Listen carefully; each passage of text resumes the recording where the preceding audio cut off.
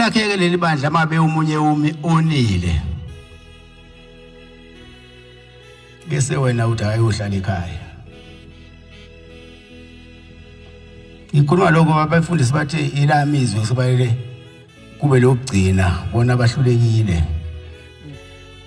Sengithi mina ke akukona ulungisa mangabe umuntu esephuthini bese uthi wena akahamba ayohlala ekhaya ngaphandle ukuthi lithethwe icala.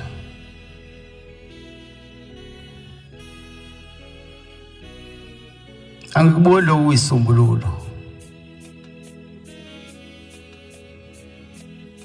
Yabona mayona umuntu nomonile. Ingalesikhathi wena umuntu onile ufanele umdonse umgone.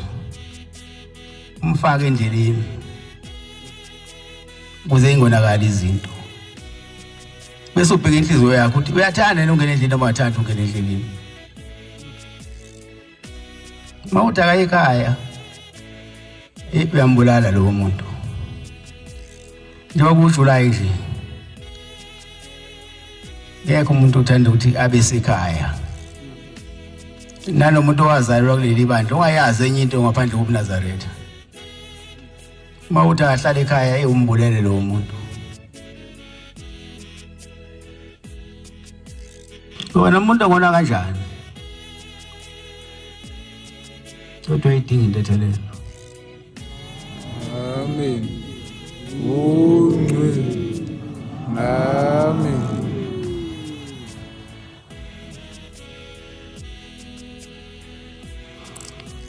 Singasizakali ngabanye ngoba kusasa kuyeza nakuthina.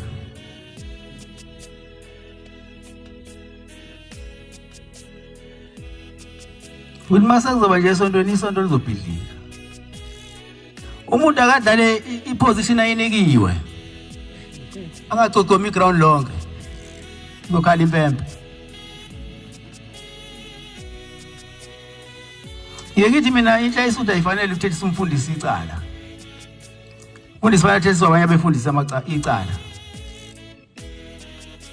Ngoba mhla egcotsha umfundisa wazi kwenziwani kuyena.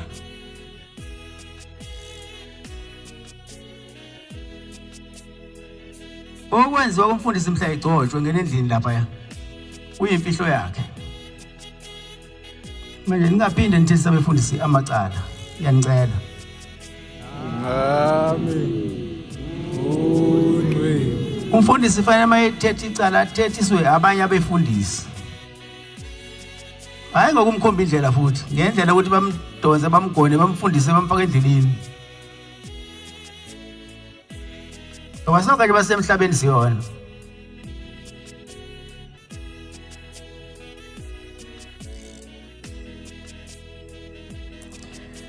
Ngiyabonga amani ngizwile lento ngisho inkosi izimbusisa. Amen. Amen.